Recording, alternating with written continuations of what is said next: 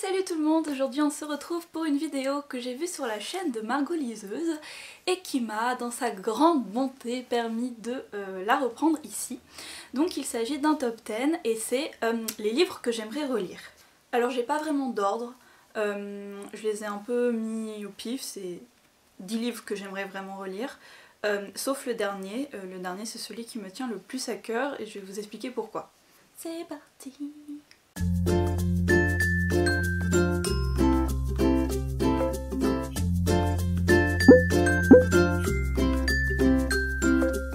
Alors premièrement, je vais vous parler de L'île au trésor de Stevenson aux éditions Le Livre de Poche Jeunesse.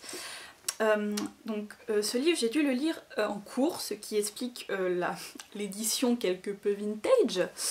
Donc l'histoire, c'est celle de Jim Hawkins, qui est le jeune fils d'un aubergiste qui va trouver un jour dans une malle appartenant à un pirate une carte au trésor et qui va décider de partir à l'aventure. Alors pourquoi j'aimerais le relire? Je me souviens avoir beaucoup voyagé grâce à ce livre, j'avais combattu les pirates avec Jim et ça a marqué mon début d'attrait pour toutes les histoires d'aventure, de cap et d'épée, des choses avec des pirates, des dragons, etc. Et je me souviens l'avoir absolument dévoré. Le second livre dont je vais vous parler, il s'agit de La case de l'oncle Tom de Beecher Stowe aux éditions de La Grave. Donc l'histoire se concentre autour de ce fameux oncle Tom qui est un esclave noir, donc ça se passe pendant la période de la guerre de sécession en Amérique. Et donc cet esclave est très bien traité par sa famille et suite à des problèmes il va devoir être vendu et donc on suit un peu sa progression comme ça de maître à maître. Donc bien sûr c'est un roman anti-esclavagiste. Alors j'ai très peu de souvenirs de ce livre dans le sens où je serais incapable de vous parler des aventures qui lui arrivent à cet oncle Tom. Par contre, j'ai le souvenir que ce bouquin m'avait énormément marqué dans ma lecture. C'est surtout le livre qui a fait que je m'intéresse aujourd'hui beaucoup à cette période de l'histoire de l'Amérique, qui a été assez atroce humainement parlant, mais que je trouve très intéressant d'un point de vue historique. Je vais vous parler maintenant d'un roman qui me tient beaucoup à cœur. Il s'agit du Chat qui venait du ciel de Hirade Takashi et c'est aux éditions Piquier-Poche. Alors ce livre, ça a été probablement un de mes premiers coups de cœur livresques.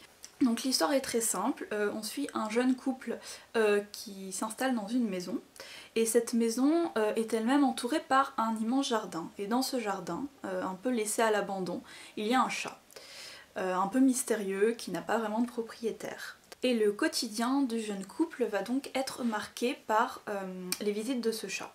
Donc c'est tout bête, l'histoire est toute simple. J'ai adoré ce livre et j'aimerais beaucoup le relire pour plusieurs raisons. Déjà parce que ça a été ma première introduction aux écrivains japonais, que j'en ai lu beaucoup depuis et que à chaque fois ils m'ont marqué de manière vraiment durable. Ensuite parce que c'est vraiment un livre tout simple, extrêmement léger, qui fait redécouvrir un peu les petits bonheurs de la vie, j'ai envie de dire. Le bruit de la pluie alors qu'on est au chaud sous la couette, se promener au milieu d'un champ de fleurs, caresser un chat qui ronronne. Si vous voulez, j'ai découvert ce livre en 3e et je pense que c'est le livre qui m'a fait prendre conscience que les livres allaient prendre une immense part dans ma vie et qui m'a foutu une claque en fait.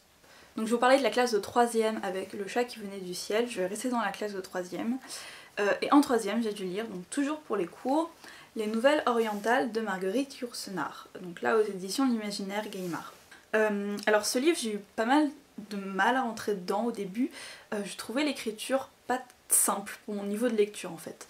Et ce qui s'est passé, c'est que ma mère a vu que j'avais un peu des problèmes, du coup elle m'en a lu 2 ou 3 et j'ai fini toute seule. Je me souviens que ce que j'avais beaucoup aimé en fait dans ce livre, c'est qu'il m'avait fait énormément voyager. Quand je lisais, vraiment je quittais la France et je me retrouvais en Grèce, au Japon, en Chine. Et une fois que j'ai fini ce livre, je me suis dit waouh, en fait j'ai adoré. J'avais trouvé, malgré les difficultés de l'écriture, j'avais trouvé les nouvelles vraiment extrêmement bien ficelées.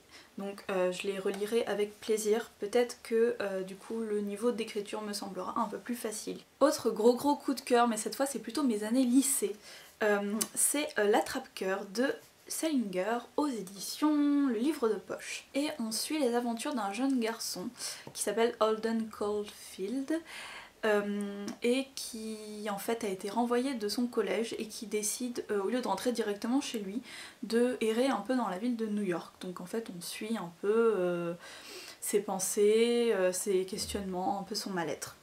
C'est drôle, c'est très touchant, et surtout le personnage principal, Holden, il est très... on s'attache beaucoup à lui en fait. Il a un caractère qui fait que...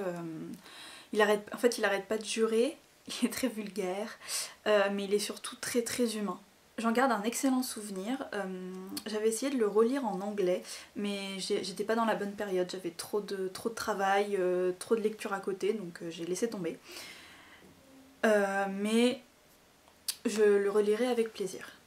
Un livre qui m'a également beaucoup marqué pendant mes années lycée, il s'agit de Lolita de Nabokov aux éditions Folio. J'ai l'édition vintage de ma maman que j'aime beaucoup, qui est cornée et qui sent bon le vieux livre. Alors je vais tricher un petit peu parce que je ne l'ai jamais vraiment fini. J'ai encore le marque-page d'ailleurs, mais vous voyez il me restait vraiment pas beaucoup de pages. Par contre, ce dont je me souviens, c'est que j'avais vraiment beaucoup aimé, au point d'avoir enchaîné sur le film de Kubrick, que j'avais trouvé extrêmement bien monté, et au point que j'ai eu pendant très longtemps dans ma chambre le poster du film en fait.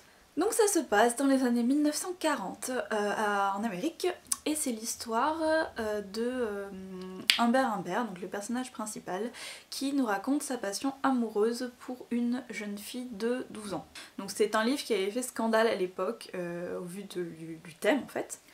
Je me souviens surtout avoir été complètement happée par l'histoire, avoir pas vraiment réussi à décrocher. Surtout je me souviens de l'ambiance générale du livre qui m'avait énormément marquée. J'avais trouvé que c'était un portrait assez intéressant, je pensais assez réaliste, mais assez cruel de l'Amérique des années 40. Ça se passe en Nouvelle-Angleterre. Je pense que je ne l'avais pas fini parce que je devais être aux environs du bac, et du coup j'ai décroché puisque j'avais trop de travail, pareil. C'était vraiment pas parce que j'avais pas aimé.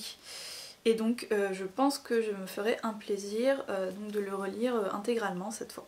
Et maintenant je vais vous parler d'un de mes auteurs préférés, un de mes auteurs favoris, un de mes auteurs chouchous. J'adore beaucoup ses livres. Il s'agit de Steinbeck. Alors j'ai choisi Des souris et des hommes aux éditions Folio. Steinbeck, ses descriptions de paysages de l'Amérique, ses personnages hyper atypiques. Amour sur cet auteur. Donc ici on suit Lenny et George qui sont deux amis d'enfance et qui parcourent les routes de Californie pour trouver du travail. Donc ça se passe encore en Amérique et ça se passe encore au début du XXe siècle. Je pense que vous allez bientôt réussir à me cerner. Alors Lenny est handicapé mental et donc George s'occupe de lui comme d'un frère.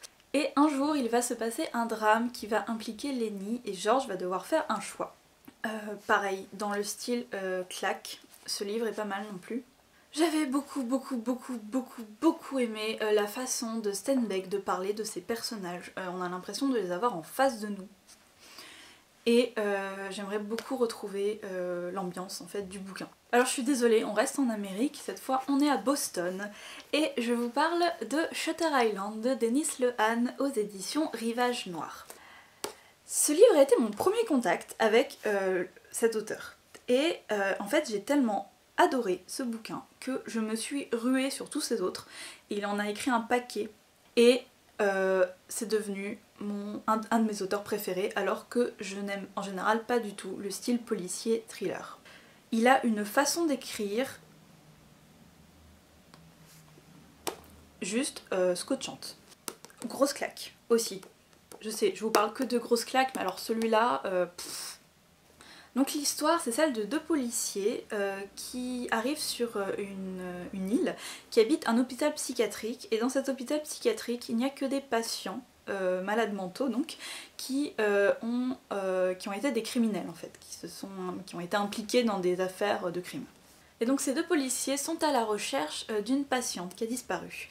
Et je vais m'arrêter là, je vais juste vous dire qu'ils ne sont pas au bout de leur peine, mais si moi je veux le relire, Vous lisez-le si vous ne l'avez pas lu parce que vous voudrez le relire aussi.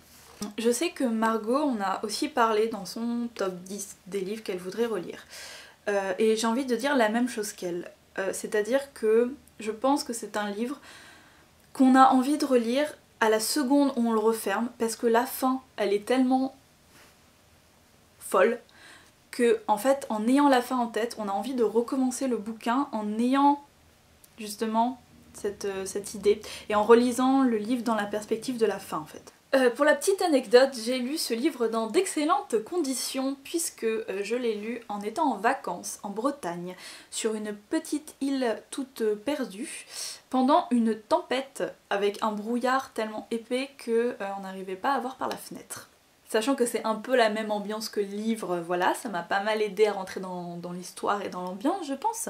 Alors au-delà de la fin totalement mindfuck, j'aimerais bien le relire en grosse partie pour l'écriture de Lehan et ce qui fait que tu t'attends vraiment pas à la fin quoi. D'ailleurs j'ai choisi Shutter Island mais je pense que bientôt je vais me refaire tous ces bouquins parce qu'ils sont tous excellents. Le 9e livre de ce top 9, c'est un livre que je n'ai pas lu depuis très longtemps. Il s'agit de Un été sans miel de Heppenstall aux éditions J'ai lu. L'histoire, je ne sais pas si certains de vous ont vu La nuit du chasseur, mais c'est un peu le même style, c'est-à-dire que c'est deux enfants qui sont persuadés que leur beau-père leur veut du mal et qui s'enfuient de la maison avec donc leur beau-père à leur trousse. Et ce qui est particulier dans ce bouquin, c'est que en fait t'es un peu dans un univers de tension psychologique et de folie, c'est-à-dire que tu sais pas vraiment si c'est les enfants qui sont un peu fous, qui s'inventent des histoires, qui délirent, ou si le beau-père est vraiment dangereux en fait. Jusqu'à évidemment le retournement final. En fait, à part ce sentiment un peu prenant de suspense, j'en ai vraiment pas beaucoup de souvenirs. Donc j'aimerais bien le relire maintenant. Et enfin, le dernier livre, mon livre préféré de tous les temps, mon amour, voilà, celui que je ne cesserai de vous recommander encore et encore. Il s'agit de Kafka sur le rivage de Haruki Murakami aux éditions 10-18. Ce livre, j'arrive même pas à vous en parler tellement j'ai pas de mots pour le décrire en fait. C'est le livre que j'ai le plus envie de relire et à la fois que j'ai le plus peur de relire parce que ça a été tellement le coup de cœur absolu que j'ai peur qu'à la relecture ça passe moins bien. Et pourtant je l'ai vraiment beaucoup recommandé et je n'ai eu que des retours ultra positifs dessus. Mais je sais pas, j'ai encore cette petite peur. Je vais même pas réussir à vous faire un résumé, je vais juste vous dire que c'est un conte initiatique qui se passe dans le Japon du 21e siècle, donc le Japon contemporain. Juste ce livre est absolument magnifique, il est d'une poésie, voilà. Bon, Kafka c'est mon préféré, mais tous les livres de Murakami sont absolument, voilà.